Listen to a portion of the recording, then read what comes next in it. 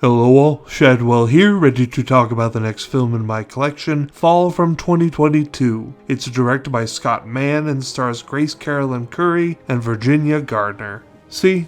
Totally painless. I skipped over Fahrenheit 9/11 initially and am going to review a bunch of other movies first, yet you still got the review in order and everything.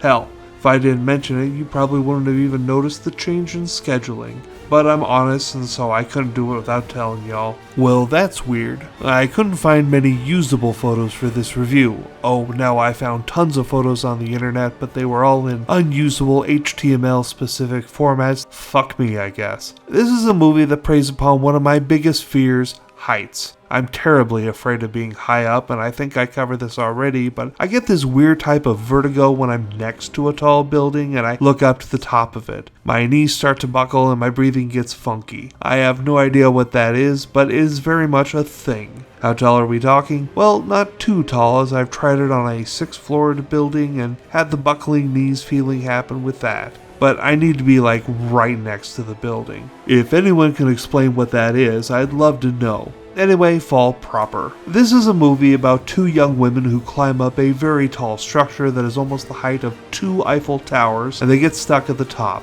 which is a tiny little outcropping that gives them little room to move. I can't remember why, but their phones don't work at that height, so they can't just call 911. There's some things they can do, but I'm going to let you discover that for yourself because I find this to be a perilous thriller that works with everything it is giving the audience. I was on the edge of my seat, I was holding my breath, and I was exclaiming, "Oh fuck," when something unforeseen happened. This movie had its hooks in me almost as much as those vultures have their hooks in a dying dog towards the beginning of the movie. Yeah, that happens, and it's pretty rough to watch, so this might not be the movie for you if animals are your thing. I wonder if this movie gets under the skin of anyone who doesn't have a fear of heights. If you're not afraid of heights and you've seen this movie, I'd be really interested in your take because I was all in. Between this and 47 Meters Down, I think we've covered my biggest fears so far in the DVD collection. Well, no, there's one more fear, but it's rather irrational, so I don't tend to include it, but we'll be getting there in the J section coming up in a few months. Oh, and add in the delicious Jeffrey Dean Morgan as a concerned father to one of the young women, and you have me paying attention even more.